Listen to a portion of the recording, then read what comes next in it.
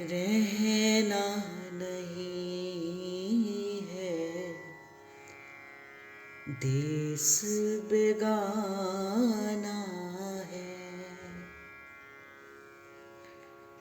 ये संसार कागज की पुड़िया, बूंद पड़े घुल जाना है, बूंद पड़े घुल जाना है। ये संसार कांट की बाड़ी, उलझ सुलझ मर जाना है, उलझ सुलझ मर जाना है। ये संसार झाड़ और जाखर, आग लगे बह जाना है, आग लगे बह जाना है। कहत कबीर सुनो भई साधु, कहत कबीर सुनो भई साधु। सतगुरु नाम ठिकाना है, सतगुरु नाम ठिकाना है। रहना नहीं है देश बेगाना है। ज्यों अम्बुज के पात में पात पात में पात, त्यों संतन की बात में बात बात में बात। कई बार वेद वाणियां ग्रंथ पंथ जो भाव आपको समझा नहीं जाते, किसी भक्त का एक संग आपको उस संपूर्ण बात को समझा देता है। तभी तो का भक्त रसिक का एक क्षण देख भक्ति उपजाए, भक्त रसिक का एक संग। तभी नारद जी श्री भक्ति सूत्र के अंदर कहते मस्त संगस्तु दुर्लभा, ऐसे किसी रसिक का संग मिल जाए ये तो अति दुर्लभ है। जिस पर श्री जी कृपा करते हैं, जिस पर प्रेम से नजर भरकर देखते हैं, उसे किसी रसिक का संग मिलता है। और कबीरदास जी तो कहते बोले, कहत कबीर सुनो भई साधो, कि सतगुरु नाम ठिकाना है। देखो हम नित्य प्रति संध्या आरती के अंदर पढ़ते हैं, एक अहमता ममता जग में अति दुखदाई। मैंने कई बार आपको इस बात का निवेदन किया। अहमता संसार की और ममता अपने आप से। आप देखो, आप किसी न किसी व्यक्ति से बंधे हुए हैं, चाहे वो पुत्र की ममता है, माता पिता की ममता है, संसार की ममता है, धन की ममता है, परिवार की ममता है, अपने कारोबार की ममता है, बंधे हैं। अहमता किससे? संसार से। इस संसार को हमें अहमता मिलती, और ममता किससे? संसार से। और अहमता किससे? अपने आप से। तो कबीरदास जी कहते कि देखो, रहना नहीं है देश बेगाना है। यहां पर किस देश की बात कर रहे हैं कबीरदास जी? यहां पर अगर किसी देश की बात कर रहे हैं तो वो किसी और देश की बात नहीं कर रहे, वो इस मानव देह की बात कर रहे हैं। इस मानव देह को हम अपना मान बैठे। अपना मानते हैं तभी इसमें अहमता और ममता लगा कर बैठते हैं। एक बड़ी बात मुझे याद आ रही है कि एक बार एक व्यक्ति, राजा जो था, एक बार कोई व्यक्ति था, वो घूमते घूमते किसी के घर पे पहुंचा, किसी नगर के अंदर पहुंचा। वहां पे एक स्त्री थी, साधु था, कोई व्यक्ति नहीं था, कोई साधु था। उस घर के अंदर पहुंचा, उस नगर के अंदर, तो देखा कि ऊपर एक सुंदर युवती जो है वो अपना केस जो है वो बना रही थी। उसने उस साधु को इशारे से कहा कि भीतर ही आ जा, मेरा पति व्यापारी है, व्यापार करने के लिए बाहर गया है, आप कुछ क्षण के लिए मेरे घर पे आ जाइए। उस साधु ने कहा कोई बात नहीं, मैं आपके घर आ जाता हूं। अब जैसे वो साधु उसके घर के अंदर गया, उस जो स्त्री थी जो अपना केस बना रही थी, उसके मन में काम भाव था, और उसी काम भाव को जागृत करके ही उसने उस साधु को आवाज लगाई थी। अब क्या हुआ कि उसने अपना काम जागृत किया, उस काम को प्रकट करने लगी। अभी काम को प्रकट ही करने लगी थी कि क्या हुआ, किसी ने द्वार खटखटा दिया। अब तो वो थोड़ा सा ऐसे हड़बड़ाहट में मच गई, ये क्या हो गया, मैं तो एक पर पुरुष के संग हूं और बाहर द्वार खटखटा दिया, ये क्या हो गया। और देखा तो द्वार में कोई और नहीं, उसका पति ही था। तो उसने कहा आप छुप जाओ, आप छुप जाओ। बोले कहाँ छुपूं? तो बोला जहां पर शौचालय है आप उस स्थान पर छुप जाओ, और जब तक मैं ना कहूं तब तक आप वहां से बाहर मत निकलना। वो जो साधु रूपी था, जो स्त्री के कहने पर घर आया था, वो भी छुप गया। अब क्या हुआ कि वो साधु वहां पे छुपा रहा, पति भीतर आ गया। अब भीतर आया, अब साधु बाहर जा नहीं सकता, बाहर जाएगा तो भेद खुल जाएगा। तो उसने क्या किया, जो शौचालय की जो नाली होती है, उस नाली में से धीरे धीरे धीरे धीरे करते करते वो उस घर से बाहर जाने का प्रयास करते रहा। अब वो व्यक्ति जो है, जो उसका पति जो है, वो घर आया था, तो उसने मलमूत्र का त्याग करना था। वो गया शौचालय के अंदर, उसने मलमूत्र का त्याग भी कर दिया। अब जो उसने मलमूत्र का त्याग किया वो भी उसके ऊपर पड़ रहा है। बड़ा भारी उसको दुख हुआ, कष्ट हुआ। कहा मैं एक शुद्ध वैष्णव, और कहा ऐसा मेरा भाव हो गया कि मलमूत्र का त्याग मेरे ऊपर हो रहा है। चलो, समय हुआ, वो निकला बाहर, स्नान किया। अब बार बार वो जो साधु, जब उसके बाद कई दिनों तक तो उस नगर के अंदर पहले आया नहीं, जब आया तो जब उस स्त्री की ओर देखता तो मुंह फेर लेता। अब स्त्री पुनः उसको बुलाती, वो पुनः मुंह फेर लेता। तो भाई संतों ने कहा वो साधु कोई और नहीं है, वो साधु हम ही हैं। वो जो स्त्री थी वो कोई और नहीं, वो हमारी कामना ही थी। और जिस शौचालय की पाइप के अंदर से निकल के वो गया, वो कुछ और नहीं था, वो माँ का गर्भ ही था। आप देखो, जब व्यक्ति का जन्म होता है वो कहाँ पे होता है, वो पेट के उधर के अंदर ही होता है, माँ के गर्भ के अंदर ही होता है। और माँ के गर्भ के अंदर तो विष्ठा भी होती है, माँ के गर्भ के अंदर तो मूत्र भी होता है। और बालक का त्वचा कितनी कोमल होती, माँ तो कुछ जरा सा नमक भी तेज खा ले, बालक को तो उसका भी कष्ट सहना पड़ता है। पर फिर भी बालक प्रार्थना करते, प्रभु एक बार मुझे इस स्थान से बाहर निकाल देना, अब मैं आपका केवल भजन करूंगा। मानुष को तन भाए बजो ब्रजनाथ को, आचार्य चरण की वाणी है। आपको मनुष्य का तन मिला है, तो मनुष्य का तन तो प्रभु को पाने के लिए मिला है।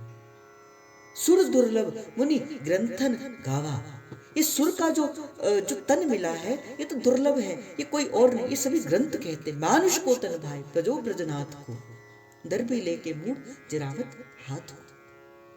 हम तो प्रभु से प्रार्थना करते हैं, प्रभु हम तो आपका भजन करेंगे, आपका नाम जप करेंगे। पर हम क्या करते हैं, इस संसार की माया ऐसी प्रबल है, प्रभु माया को लिपटा देते हैं और हम संसार के अंदर उलझे रहते हैं। और कबीरदास जी क्या कहते हैं, रहना नहीं है ये देश बेगाना है, कि जिसे आप अपना मान के बैठे वो आपका नहीं, वो तो किसी और का है, वो तो परमात्मा का है। और देखो माया का कितना प्रबल ये कारण है। प्रभु कहते ममे वांछो जीव लोके जीव भूते सनातना। हम कौन हैं? हम परमात्मा के अंश हैं। अब पर कैसा माया का ये प्रभाव पड़ा, हम जान के भी कि हम परमात्मा के अंश हैं, हम फिर भी उस परमात्मा को भूल गए। जाते हुए देखते हैं, आप देखते होंगे कि कितने व्यक्तियों का नित्य प्रति जन्म होता है, कितने व्यक्ति नित्य प्रति अपने जीवन की यात्रा को समाप्त करके भी जाते हैं। पर हम भी क्या करते हैं, हम उसका चिंतन नहीं कर पाते। हाँ, जब किसी को जाते देखते हैं, जब जाते हैं तो क्या करते, थोड़े समय के लिए जब देखते हैं उस समय को, फिर मन में वैराग्य जागता है। उसे क्या कहा जाता है? उसे शमशान वैराग्य कहा जाता है। जो वैराग्य शमशान के अंदर जाकर आपको जागृत होता है, उसे क्या कहा जाता है? शमशान वैराग्य कहा जाता है। और जैसे शमशान से बाहर निकलते फिर पुनः संसार की वही दौड़, वही भाग। तो मैंने कहा ना, जहां से चर्चा का प्रारंभ किया, जो संतन अंबुज के पात में पात, पात में पात, त्यो संतन की बात में बात, बात में बात। जो वेद पुराण कहते हैं कि भाई इस समस्त संसार में ये मनुष्य का तन है, प्रभु को भजने के लिए है, और ये तन भी अपना नहीं है। वही कबीरदास जी बड़े सरल से शब्दों में कहते हैं, रहना नहीं है ये देश बेगाना है। पर किसकी कृपा से, किसकी कृपा से अब पता लगेगा कि हाँ ये देश बेगाना है। कहत कबीर सुनो भई साधो, कहत कबीर सुनो भई साधो, सतगुरु नाम ठिकाना है, सतगुरु नाम ठिकाना है। सतगुरु के जो शब्द है, सतगुरु ने जो नाम दिया है, वही आपको अंतर्हित का भाव जागृत करेगा। क्योंकि संत के संग से, सतगुरु के संग से क्या होगा? सत्संग होगा। सत्संग से क्या होगा? सिद्धांत का पता चलेगा, और सिद्धांत का विचार करके क्या होगा? लीला का दर्शन होगा। सतगुरु की कृपा से सत्संग होगा, सत्संग की कृपा से सिद्धांत आएगा, सिद्धांत का विचार होगा, और विचार से लीला में प्रवेश होगा। और जो कुछ है मूल में क्या है? मूल में सत्संग है, मूल में गुरु की आज्ञा है, मूल में गुरु के शब्द है। सत्संग क्या है? गुरु के मुख से निसृत हुआ शब्द ही वही है, वही है। और हम तो नित्य प्रति आरती में भी कहते हैं, गुरु वंदना में भी कहते हैं, मंत्र मूलम गुरुर्वाक्यम। गुरु के मुख से जो निकला वही मंत्र है, जो गुरु ने कह दिया उसे आज्ञा मानकर फिर आपको चलते रहना है। तभी तो कहा, श्री गुरु चरण सरोज रज, निज मन मुकुर सुधार, वर्णौ रघुवर विमल जस, जो दायक फल चार। गुरु के चरणों को मन में धारण करके और गुरु की आज्ञा को सर्वोपरि मान के आपको क्या करना है? इस मार्ग पर चलना प्रारंभ कर देना है। तो श्री जी की कृपा से इस सिद्धांत विचार लीला का चिंतन हम सब कर रहे हैं।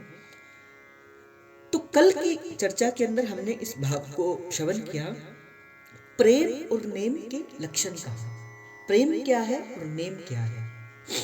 मैंने कहा ना कि सिद्धांत विचार लीला, सबसे पहले अगर आप इस को क्रम को भी देखेंगे, जो 42 लीला का क्रम है, सबसे पहले जीव दशा आती है। जीव का रोग बताया जाता है कि हाँ आपके जीवन के अंदर ये दशा है, आपको ये रोग है। उस जीव की दशा का रोग जानने के बाद वैदिक ज्ञान लीला आती है, फिर उसकी दवाई दी जाती है, फिर ख्यास उल्लास आता है, फिर वृंदावन को प्रणाम किया जाता है, फिर सिद्धांत को जीवन के अंदर धारण किया जाता है, फिर जाके आगे श्रृंगार के पदों को प्रकट किया जाता है। तो जीवन के अंदर तो सिद्धांत का लाना अति आवश्यक है। तो मैंने आपको पुनः पुनः कहा कि सिद्धांत को अपने जीवन के अंदर धारण करिए। तो कहते प्रेम क्या है और नेम क्या है? प्रेम कहाँ, नेम कहाँ। किसे आप प्रेम कह सकते हो, किसे आप नेम कह सकते हो। मैंने आपको पहले दिन कहा था कि इस भाव से आना कि मैं कहने वाला नहीं हूं, आप सुनने वाले नहीं हैं। हम दोनों बैठकर श्री ध्रुव सखी की कुंज के अंदर बैठेंगे और इस भाव का चिंतन जो है वो ध्रुव सखी से ही श्री दुर्दास जी महाराज से इस भाव का प्रसाद पाएंगे। और सिद्धांत का पुनः पुनः विचार करना, पुनः पुनः विचार करना। तो कुछ प्रेम के गुण कहे, जैसे मैंने आपको कल कहा था, दो चीजें होती हैं, एक होता है प्रेम और दूसरा होता है काम। प्रेम है तो नहीं, जैसे आपको ज्ञान है तो नहीं, अगर नहीं है तो एक संभावना है कि हाँ उसे पाया जा सकता है तो श्री जी की कृपा से बहुत अच्छी बात है। किंतु ज्ञान है नहीं पर आप समझो कि आपको ज्ञान है, ये विलक्षण, ये काम गलत हो गया। तो हम नित्य प्रति कहते तो हैं, हित की उपासना हित के दास, हित विशेष राखत रहो चित्त नित हित की आस। वस्तुता जो हित है, जो प्रेम है, वस्तुता है क्या, जो उपास्य तत्व है। कुछ गुण कहे, आपको एक एक गुण का चिंतन करना है कि हाँ क्या मेरे जीवन के अंदर वो एक एक गुण है कि नहीं है। और भाई इसका विचार तो केवल आप ही कर पाओगे, आपके अलावा कोई इसका विचार कर नहीं पाएगा। और मैं कहूंगा विचार करके चिंतन करना और ईमानदारी से करना। एक साधक को ईमानदारी से इस पथ की ओर चलना है। और जब आप किसी कार्य को ईमानदारी के साथ करते हैं तो उसका फल प्रभु अवश्य देते हैं। तो आपको भी क्या करना है, ईमानदारी के साथ चलना है। तो ध्रुवदास जी महाराज कहते प्रेम को निज रूप क्या है, प्रेम का वस्तुता स्वरूप क्या होता है, जिसे हम प्रेम कहते हैं, जिसे हम हित कहते हैं, जो हमारी उपासना है, जो हमारा उपास्य तत्व है, जो हमारे हरिवंश महाप्रभु है, वस्तुता वो प्रेम है क्या। तो कहते प्रेम को निज रूप चाह। प्रेम का रूप क्या है, चाह। जैसे प्रेमी की प्रेमास्पद से मिलने की नित्य हार्दिक उत्कंठा बनी रहे। प्रेम कभी विश्राम नहीं पाता, प्रेम कभी रुकता नहीं है। प्रेम क्या कहते हैं, अभू और अभू और अभू और अभू और। जिसे मैं सिंपल शब्दों में कहूं, प्रेम कभी सेटिस्फाइड नहीं होता, प्रेम में चाह बढ़ती रहती है। आपने रसिकों को देखा होगा, रसिक सबसे पहले क्या करते हैं, मंगला के दर्शन करते हैं। मंगला के दर्शन अभी खत्म होते ही नहीं, वैसे फिर प्यारी जो के श्रृंगार के दर्शन होते, चिक दर्शन होते हैं उससे पहले, फिर श्रृंगार के दर्शन होते हैं, फिर श्रृंगार का दर्शन करते हैं। फिर श्रृंगार का दर्शन करने के बाद वही रसिक जो है वो पुनः क्या करते हैं, वो राजभोग का दर्शन करते हैं। फिर राजभोग का दर्शन करने के बाद उत्थापन के दर्शन करते हैं, फिर संध्या का दर्शन करते हैं। ऐसे ऐसे करते करते करते करते रसिक लोग क्या करते, दर्शन तो करते रहते हैं।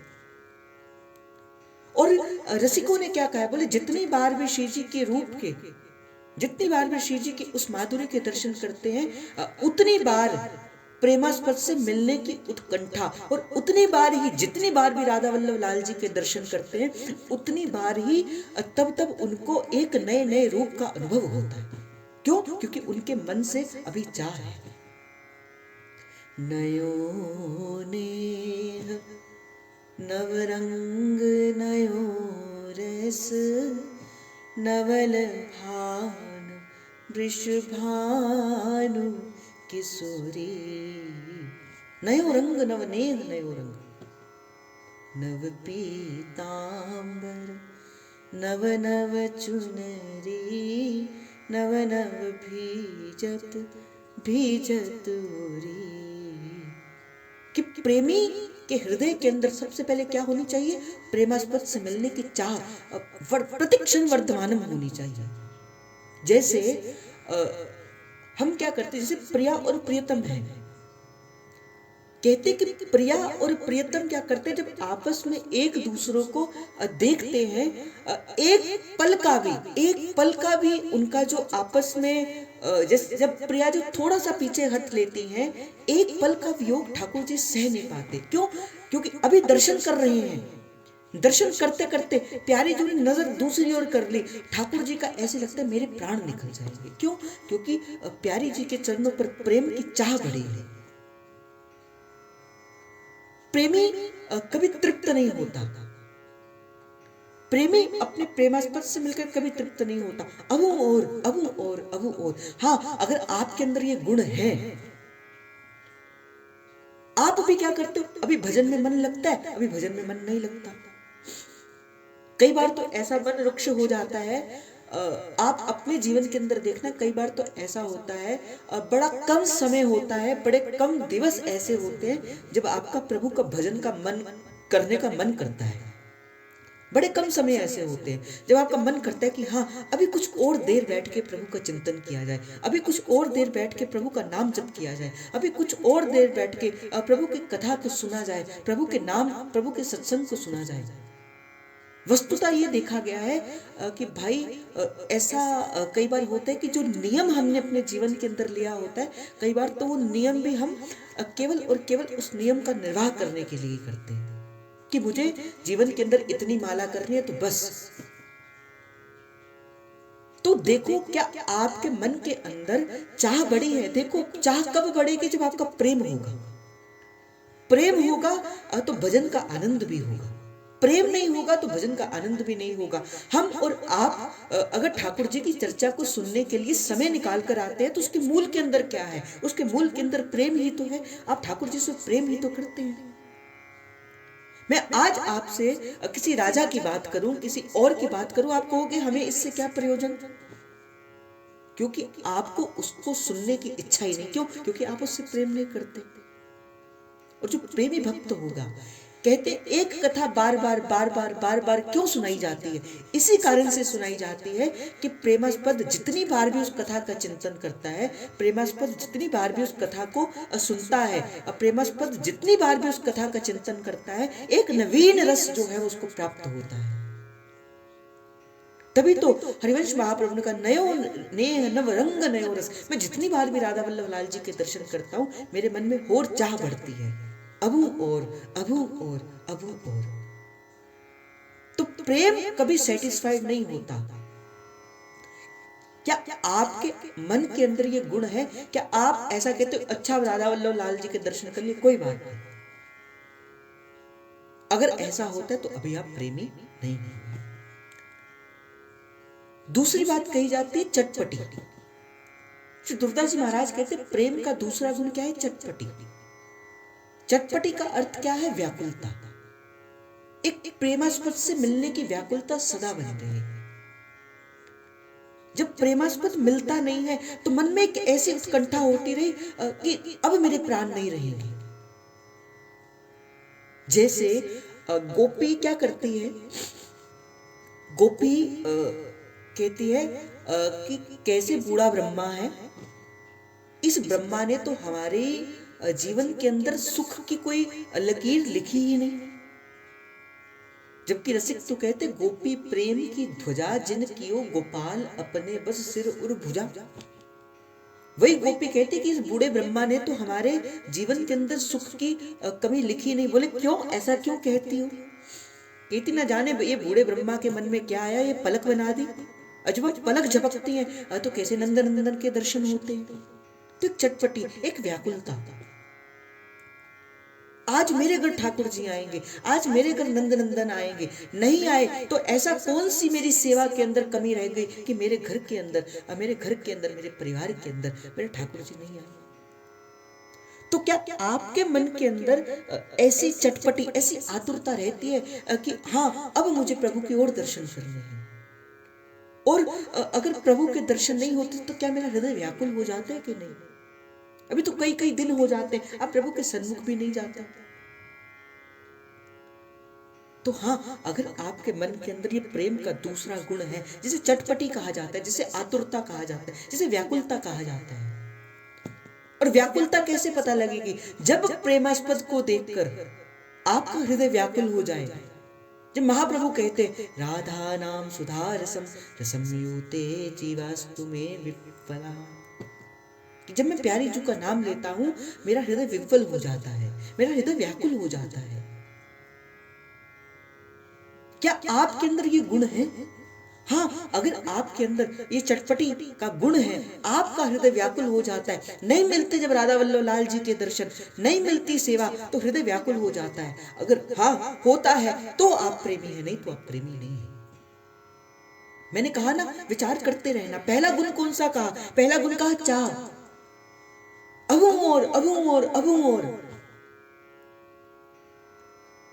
जो कभी अपने आप को उस रूप के माधुर्य में छके रहते हैं, जिन्हें किसी और को कहने की आवश्यकता नहीं होती।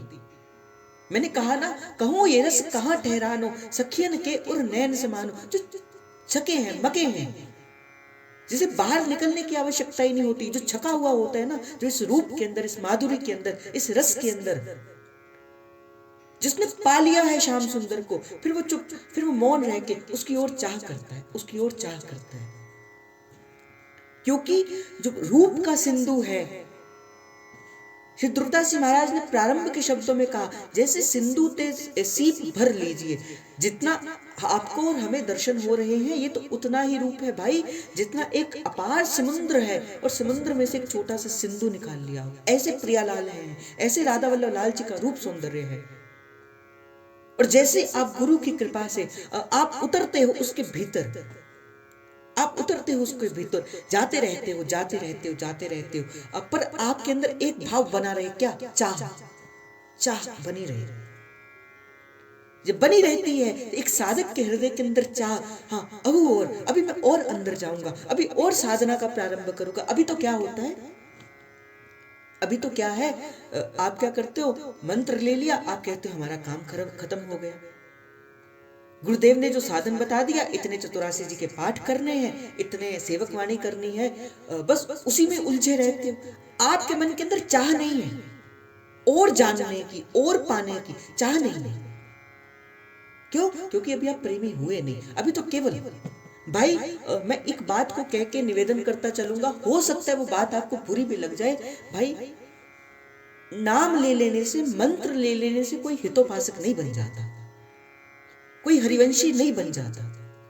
आप कहते हो अच्छा हमने मतलब कि दीक्षा ले ली, चाहे वो किसी से भी, किंतु जब तक आपने इन प्रेम के गुणों को अपने जीवन के अंदर धारण नहीं किया, आप प्रेमास्पद कहलाने के लायक नहीं, आप हितोपासक कहलाने के लायक हैं। अगर केवल नाम मंत्र लेने से, अगर केवल किसी शरणागति हो जाने से अगर आप हरिवंशी बन जाते, हितोपासक बन जाते, तो क्यों नावादास जी महाराज कहते, हितजू की रीत कोई लाखन में एक जाने। लाखन में कोई एक जाने क्यों कहा जाता है? कोई लाखों में कोई एक विरला होता है जो वस्तुतः इस हित के रूप को अपने जीवन के अंदर धारण करता है। तो केवल नाम मंत्र लेने से नहीं, अपने इस मन, क्यों कहा जाता है हित को रूप बड़ी दूर री सजनी, हित को घर बड़ी दूर री सजनी। हम कहते तो हैं हम हितोपासक हैं, हम अपने नाम के आगे हित भी लगा लेते हैं, अपने शब्द के पीछे हरिवंशी भी लगा लेते हैं। भाई जानो पहले सिद्धांत विचार लीला को, क्या आप वस्तुतः हरिवंशी हो कि नहीं हो? क्या आपके अंदर जो सिद्धांत विचार लीला के अंदर जो प्रेम के गुण बताए गए, वो प्रेम के गुण आपके जीवन के अंदर आपने धारण भी किए कि नहीं? हाँ, अगर आपने उस प्रेम के गुणों को धारण किया है, हाँ, फिर आप कह सकते हो। मैंने कहा ना, प्रेम नहीं होगा, प्रेम नहीं होगा तो क्या होगा? प्रेम को पाने की इच्छा होगी। अगर प्रेम होगा तो श्री जी की बड़ी कृपा है, नहीं होगा तो पाने की इच्छा होगी, पर प्रेम है तो नहीं। पर आप कहते हो कि मुझ में प्रेम है। जैसे मैं कहता हूं ना, अभी कुछ ऐसे जीव मुझे नित्य प्रति मिलते रहते हैं ऐसे जीव,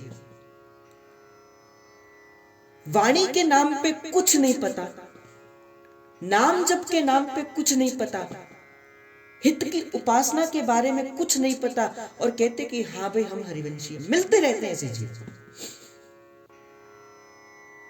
फिर जब मैं इस सिद्धांत विचार की कसौटी पे उनको अगर थोड़ा सा देखता हूं, तो मैं कहता हूं मुझे हंसी आती है। जब मुझ जैसे जीव को, जो अभी हितोपासक नहीं हुआ, जब आप जैसे कुछ लोगों को, अपने जैसे कुछ लोगों को देखता हूं तो हंसी आती है। तो सदगुरु भगवान जो वस्तुतः हित के स्वरूप है, बताओ उनको कैसा पता लग, उन्हें तो आपको देखकर पता लग जाता है कि आप हितोपासक हैं कि नहीं। बताओ उनके मन में कैसी ये भाव आता होगा कि भाई इस जीव को मैंने शरणागत किया था, पर इसके मन में मैं इसको आगे बढ़ा नहीं पाया, कैसा दुख उनको होता। तो देखो क्या मेरे मन के अंदर चाह है, क्या प्रियालाल से मिलने की उत्कंठा मेरी बढ़ती रहती है, बढ़ती रहती है, बढ़ती रहती है कि नहीं? क्या मेरे मन के अंदर चटपटी है? क्या मेरे मन के अंदर वो व्याकुलता के अश्रु हैं? भाई ये व्याकुलता के जो अश्रु होते हैं ना, जो ये चटपटी होती है, भाई ये तो जिस पर श्री कृष्ण कृपा करते हैं उन्हें प्रसाद के स्वरूप के अंदर ये व्याकुलता के अश्रु मिलते हैं। अगर आप भाई देखे हैं ऐसे कठोर हृदय, देखे हैं अपनी धन संपत्ति लुट जाएगी तब तो बड़े बड़े आंसू बहाएंगे, किंतु प्रभु के सन्मुख जाके आंख से आंसू नहीं निकलते। क्यों? क्योंकि संसार से प्रेम करते हैं। संसार का कोई मर जाएगा तो आंसू बहाएंगे, पर जो जो आयु बीतती जा रही है, हम मरते जा रहे हैं, हमें उसकी चिंता नहीं। क्यों? क्योंकि हम प्रभु से प्रेम नहीं करते। एक बार की बात है, एक व्यक्ति श्री रामकृष्ण परमहंस के पास गए। सेठ थे, रामकृष्ण परमहंस के पास गए। तो जैसे ही रामकृष्ण परमहंस के पास गए तो क्या किया, एक सोने की मोहरों से भरी हुई उस थैली को श्री रामकृष्ण परमहंस के पास गए और वहां पे जाके ऐसे करके थैली को रख दिया कि पता लगे उस थैली के अंदर क्या है। अब रामकृष्ण परमहंस जान गए, तो उन्होंने पूछा कि इस थैली के भीतर क्या है। तो वो जो सेठ था उसने कहा, हाँ मैं भी खोलकर बताता हूं। हम भी ऐसे ही करते हैं, जब किसी को दान देते हैं ना तो नाम लिखवाना, ये करना, वो करना, प्रदर्शन करना, बड़ा ऐसा कार्य करते हैं। भाई दान कैसा होना चाहिए, जो गुप्त रूप से हो। कहते कि इस हाथ से देते हो तो इस हाथ को पता भी ना लगे, ऐसा दान होना चाहिए। अभी तो बता बता कर करते हैं ना, बता बता कर करते हैं। चाहे 1 रुपये का दान दिया हो, 100 व्यक्तियों को बताया जाता है कि नहीं हमने ये किया, हमने वो किया, हम इतने डोनेशन देते हैं, हम वैसा करते हैं। तो उस व्यक्ति ने भी ऐसे किया, वो पोटली को हाँ मैं खोल कर बताता हूँ। तो जैसे खोल कर देखा, शाम का समय था, सूर्य अभी डूबने वाला, तो सूर्य की चमक जब उस अशर्फियों के ऊपर पड़ी तो वो भी चमक पड़ी। तो श्री रामकृष्ण परमहंस कहते, ये अशर्फियां हमारे किसी काम के लिए नहीं, आप इसे जाकर उसे दे दीजिए जिनके लिए ये काम की है, हमारे लिए तो ये किसी काम की नहीं। साधु ने कहा, वो सेठ ने कहा, नहीं मैं तो आपके लिए लाया था। बोले नहीं, हमें इन चीजों का कोई लोभ नहीं है, हमारे ये किसी काम के नहीं। अब वो जो सेठ है वो कहता है, भाई देखो जैसा मैंने आपके बारे में सुना था, आप तो बड़े त्यागी हो, मैंने सुना था आप बड़े त्यागी हो, तो मैंने आज उस बात को देख भी लिया कि आप बड़े त्यागी हो, वस्तुतः आप संत हो, वस्तुतः आप त्यागी हो। कहते कि रामकृष्ण परमहंस जी का जो स्वभाव था बड़ा विनोदी था, एक बाल स्वभाव था। जैसे एक बालक का हृदय होता ना वैसा था। एक बालक का, एक प्रेमी का हृदय भी कैसे होना चाहिए, प्रेमी का हृदय भी ऐसा हो जो पानी में बुदबुदा। प्रेमी का गुस्सा कैसे होना चाहिए, जैसे पानी में एक बुलबुला निकलता है, अभी है अभी नहीं, बस ऐसा प्रेमी का गुस्सा होना चाहिए। तो बालक सा हृदय। श्री रामकृष्ण परमहंस हंस दिए और ताली लगाकर कहते, बोले बालक त्यागी मैं नहीं, त्यागी तो तू है। साधु को वो बात समझ, उस सेठ को वो बात समझ नहीं आई, पर रामकृष्ण परमहंस के मुख से वो बात निकली थी, जरूरी इस बात के भीतर कोई ना कोई गूढ़ रहस्य हो। कहते मुझे इसका रहस्य बताओ। तो उन्होंने कहा कि देखो बात ऐसी है, मैंने तो उस परम पुरुष परमात्मा के लिए इस छोटी सी चीजों का त्याग किया, ये स्वर्ण का त्याग किया, इस चीज का त्याग किया, किसके लिए, परमात्मा के लिए, जबकि वो सबसे मूल्यवान है। परमात्मा से मूल्यवान कौन है, कोई भी नहीं। तो मैंने तो एक छोटी सी चीज का त्याग किया है, ये स्वर्ण का त्याग किया उस परम पिता परमात्मा के लिए। पर मुझसे बड़ा त्यागी तो तू है कि तू इस चीज के लिए तूने परम पिता परमात्मा का त्याग कर दिया।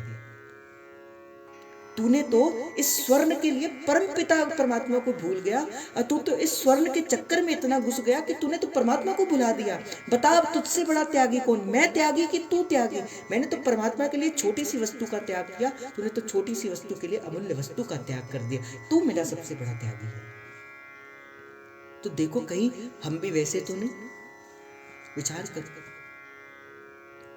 तो मैंने कहा ना, जीवन के अंदर व्याकुलता के अश्रु अवश्य होने चाहिए। जिन पर श्री जी कृपा करती है उन्हें व्याकुलता के अश्रु देते। तीसरी कहा अधीनता। देखो दो चीजें होती है। राधा वल्लभ संप्रदाय जो है, अगर इसके मूल के अंदर देखा जाए, क्या है राधा वल्लभ संप्रदाय, कैसी है उपासना? प्रेमी और प्रेमास्पद दो चीजें होती है, प्रिया और प्रियतम, राधा और वल्लभ। प्रेमी प्रेमास्पद पर कभी अपने आप को, जिसे कहते हैं ना, वो डालने की इच्छा नहीं करता कि हाँ मैं ही सर्वोपरि हूं। जो प्रेमी होगा वो सदा अधीनता को स्वीकार करेगा। वही श्याम सुंदर जो गीता के अंदर कहते अहम ब्रह्मास्मि, मैं ही ब्रह्म हूं, जो ये कहते हैं कि कृष्णस्तु भगवान स्वयं, मैं भगवान हूं, मैं एक भगवान हूं। वो श्री कृष्ण जब इस निकुंज की वीथियों के अंदर क्या जाते हैं तो महाप्रभु क्या कहते, कैसे ठाकुर जी, यत् किंकरीषु बहुशाखलु काकवाणी नित्यं परस्य पुरुषस्य शिखंड मूल। वो श्याम सुंदर जो कहते कृष्णस्तु भगवान स्वयं, वो श्याम सुंदर जब प्यारी जी के चारों चरणों में आते हैं तो अपने आप की अधीनता को स्वीकार करते हैं। ऐसे श्याम सुंदर प्रेमी कभी अपना हक नहीं जमाता। राधा वल्लभ संप्रदाय तत्सुख सुखितम, जब पूछा गया ना, जब पूछा गया प्यारी जी से, भोरी सखी से पूछा गया, बोले क्या चाहिए आपको, आपका हक है मेरे ऊपर, अब बताओ क्या चाहिए। प्यारी जी ने कहा क्या चाहिए, तो भोरी सखी कहती है राजी रहो यह सो ही मुख छवि, नहीं तुम सो कछु चाहिए, जी दे के जी के सुख दुख की चर्चा किस मुख कही। राजी रहो कि हंसो ही मुख छवि, नहीं तुम सो कछु चाहिए, नहीं तुम सो कछु चाहिए। तो प्रेमी तो अधीन हो जाता है, प्रेमी तो अधीनता को स्वीकार करता है। मैंने कहा ना, राधा वल्लभ संप्रदाय क्या है, तत्सुख सुखितम की भावना से संप्रदाय चलता है। सहचरी भाव क्या है, सहचरी जो भी सेवा का कार्य करती है, सहचरी जो भी कार्य करती है वो किसके लिए करती है, क्या अपने किसी सुख के लिए करती है? भाई अस्वस्थ संसार के अंदर आप उपासना करते हो, चाहे कोई भी संसार के अंदर उपासना है, उस उपासना का विश्राम कहां पर जाकर होता है? उस उपासना का विश्राम होता है मोक्ष तक। मोक्ष की आगे की यात्रा कोई नहीं करवाता, जीवन का विश्राम मोक्ष तक किया जाता है। पर एक राधा वल्लभ संप्रदाय ही एक ऐसा है, एक हरिवंशी एक हरिदासी संप्रदाय ही ऐसा है जो जिसे मोक्ष की कहते, स्वर्ग ना इच्छे नरक ना डरे, डरे ये डरप हरिवंश को, डरे ये धर्म हरिवंश को।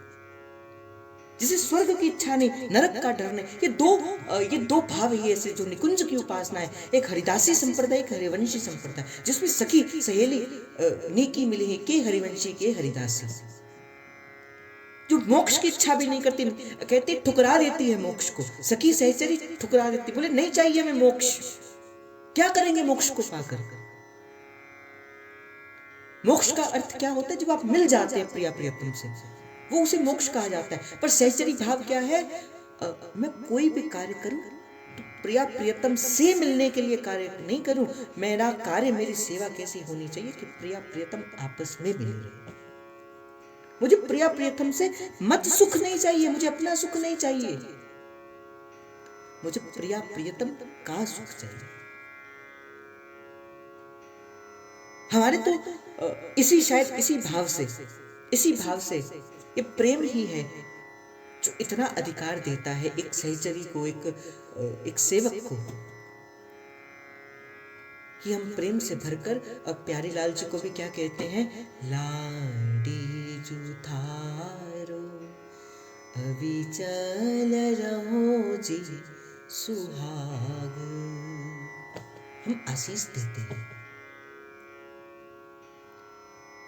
तो प्रेम का तीसरा गुण क्या है, अधीनता। प्रेमी तो अपने आप को अधीन रख के चलता है। संसार में आपने देखा होगा, जब आप किससे प्रेम करते हो ना, तो अपने सुख की इच्छा करते हो, आप उस पर अपना वर्चस्व बनाना चाहते हो, पर वस्तुतः जो हित है ना, जो प्रेम है, वो तो झुक कर चलना चाहता है। इसलिए मैं कहता हूं भाई, झुक कर चला करो। प्रेम प्रेमास्पद के प्रति अधीनता का भाव स्वीकार करता है। तीसरा कहा गया उज्ज्वलता। उज्ज्वलता का अर्थ क्या होता है, निष्कामता। अभी आप क्या करते हो, अभी तो आप ऐसा है ना कि अभी किसी को कुछ दिया तो इसके प्रति उत्तर में आपको भी कुछ ना कुछ चाहिए।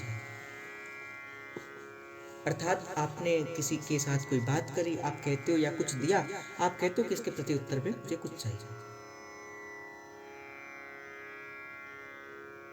मैं अगर यहाँ से आपको कुछ प्रसाद दे रहा हूँ तो मेरा मन कहेगा कि भाई आप मेरा आदर करो, आप मेरा मान करो, आप मेरी प्रतिष्ठा बढ़ाओ। नहीं, ये प्रेमी का गुण नहीं, ये उज्ज्वलता नहीं। मैं यहां से बैठूं तो इस भाव से बैठूं कि आपके हृदय के अंदर केवल और केवल राधा वल्लभ श्री हरिवंश लाल जी विराजमान हो जाए, बस। मैं यहां पर आपको अपने साथ जोड़ने के लिए नहीं बिठाऊंगा, मुझे क्या लेना देना। अगर मैं यहां पे निष्काम भाव से बैठूंगा तभी जो मैं कह रहा हूं वो आपके हृदय तक जाएगा। नहीं तो देखो, जहां से जो वस्तु कही जाती है वो वहीं तक की यात्रा करती है। मैं मुख से कुछ कहूंगा वो मुख तक आपके जाएगी, मैं कंठ से कहूंगा वो कंठ तक की यात्रा करेगी, जब मैं हृदय से कहूंगा वो आपके हृदय को स्पर्श करेगी। और जैसे मैंने कहा ना, उपासना कैसी, माखन सो माखन मिले और कठोरता ना चाहिए, ऐसी तो उपासना है। तो जब मेरे मन के अंदर किसी भी चीज का काम होगा, आपसे धन की इच्छा होगी, आपसे कुछ लेने की इच्छा होगी, चाहे वो मान प्रतिष्ठा ही क्यों ना हो, आप मुझे कहते रहो आप बहुत अच्छा करते हैं, आप बहुत अच्छा करते हो। भाई, ये प्रेमी का गुण नहीं। मैं इसलिए जिस दिन प्रारंभ किया, इस भाव का प्रारंभ किया, तो जो गुरु के रूप में प्रसाद मिला, भाई ये कैसा मार्ग है, दलदल का मार्ग है, भरा हुआ है दलदल से, और आपको उसके ऊपर से चलना है। छोटा सा कोई भी मन के अंदर काम, छोटा सा चीज आपके चरित्र को उज्जवल नहीं रहने देगी, आपके मन के अंदर निष्कामता नहीं रहने देगी। तो आपका चरित्र भी वैसा ही होना चाहिए आपके प्रति। और हमारी तो उपासना का प्रारंभ आचार्य चरण कहां से करते हैं, सब सोहित निष्काम मति श्री वृंदावन विश्राम, श्री राधा वल्लभ लाल को हृदय ध्यान मुख नाम। सब सोहित, परंतु कैसे बोले, निष्काम होती।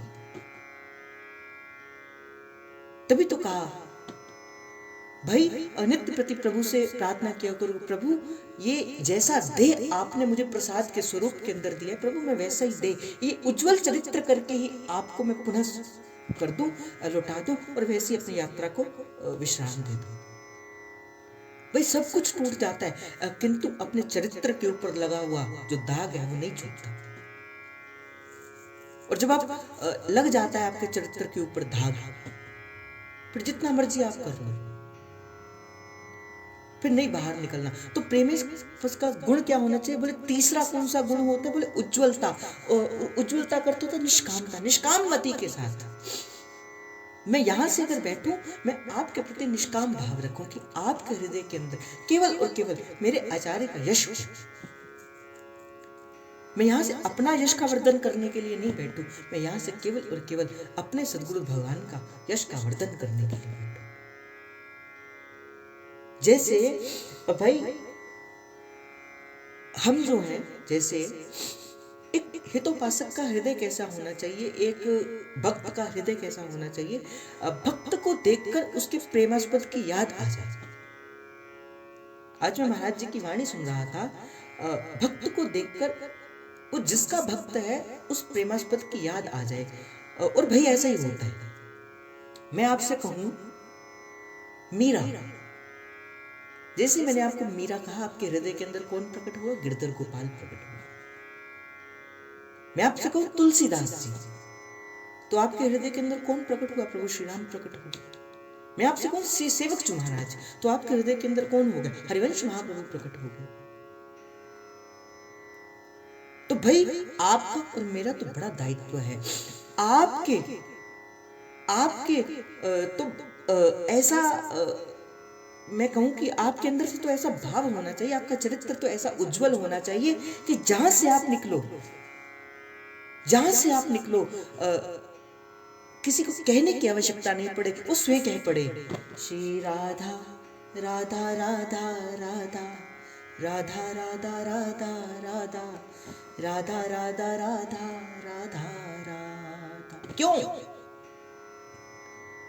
क्यों किसी के चिन्ह को देखकर कहा जा सकता है कि आप किसके हो? क्यों कोई वेश को धारण करके आप अपनी आइडेंटिटी को बताते हो? भाई आपके चरित्र में वैसी उज्जवलता होनी चाहिए, आपके चरित्र में वैसी श्वास होनी चाहिए। जब श्री नावादास जी महाराज लिखने लगे ना श्री महाप्रभु जी के बारे में, लिखने लगे महाप्रभु जी के बारे में श्री नावादास जी महाराज, पहले तो आए नहीं श्री हरिवंश महाप्रभु जी, पर जब कृपा हुई आए प्यारी जी की, तो सबसे पहले जो बात लिखते हैं, अब वो क्या लिखते हैं?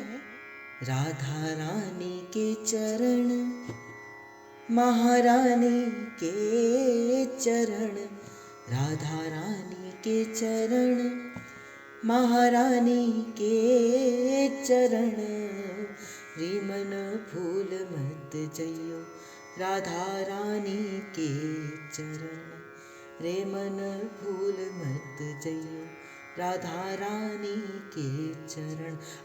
सबसे पहले ये लिखते हैं, इतना ध्याया महाप्रभु ने, आचार्य चरण ने प्यारी जी के इन चारों चरणों को। और मैं तो ये कहूंगा, धन धन ब्रिजवासी बड़भाग, जय जय जय श्री वृंदावन। और जो वेद, जो शास्त्र जो नहीं कह पाता, जो नहीं समझा पाता, धन्य है वो ब्रजवासी जिन्होंने महाप्रभु के, स्वामी श्री हरिदास जी महाराज के इस भाव को अपने हृदय के अंदर धारण किया। और वो तो क्या कहते हैं?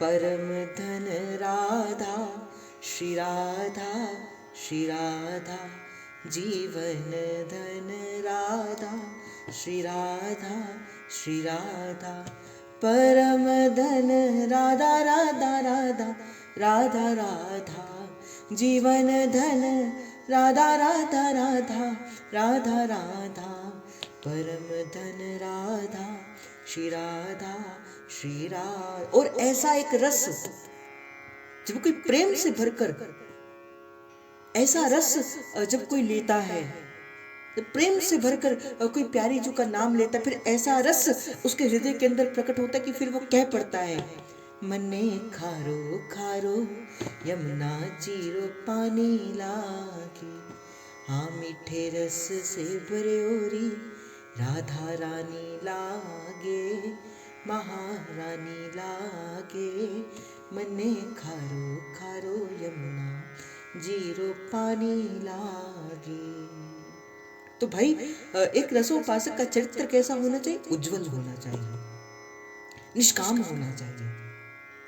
ना काहू से दोस्ती, ना काहू से वैर, एक भरोसो एक बल एक आस विश्वास, चीटी 16 जुगल तक सबको हित निष्काम।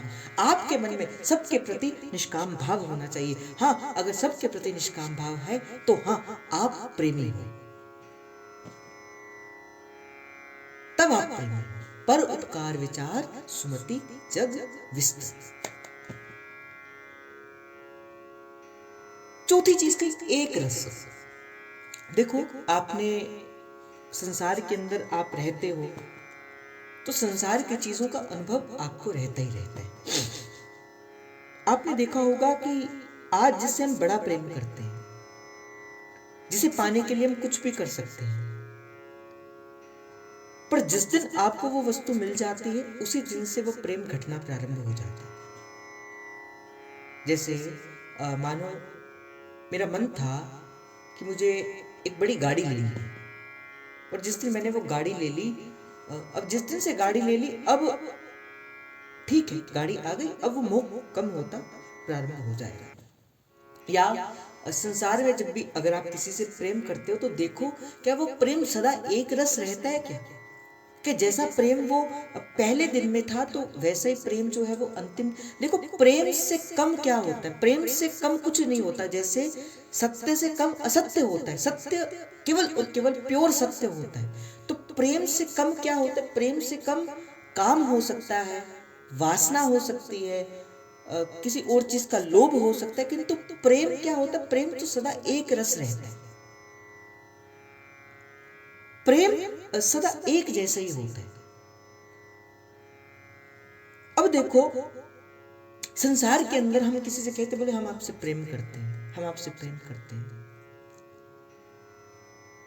पर उस प्रेम के मूल में कुछ और नहीं, अपने सुख की कामना ही होती है। सत्य कहते हैं।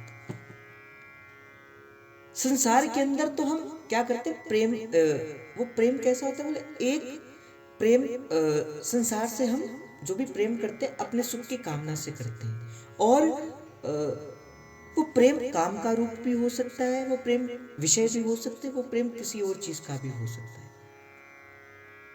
आज सबसे बड़ा जो साधारणीकरण हो गया वो किसका हो गया? वो प्रेम शब्द का ही हो गया। किसी से भी कहते हैं हम आपसे बहुत प्रेम करते हैं, हम आपसे बहुत प्रेम करते हैं, हम आपके बिना रह नहीं सकते, हम आपसे प्रेम करते हैं। बड़ा साधारणीकरण हो गया। पर प्रेम को कोई समझ नहीं पाया। वस्तुतः प्रेम है क्या?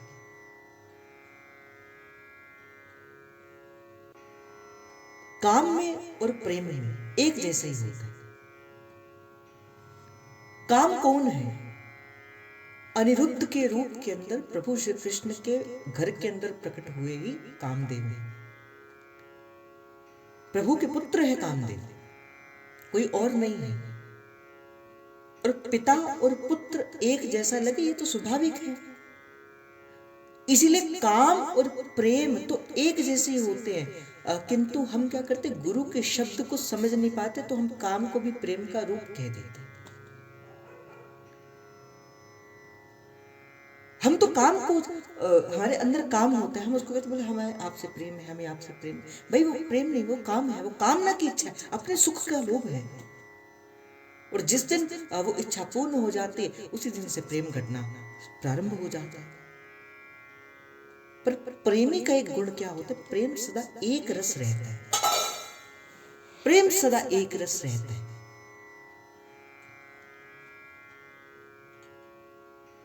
प्रेम कभी भी कम नहीं होता। प्रेम तो सदा एक रस रहता है, एक टक, बस। अब उसके अलावा कोई और नहीं।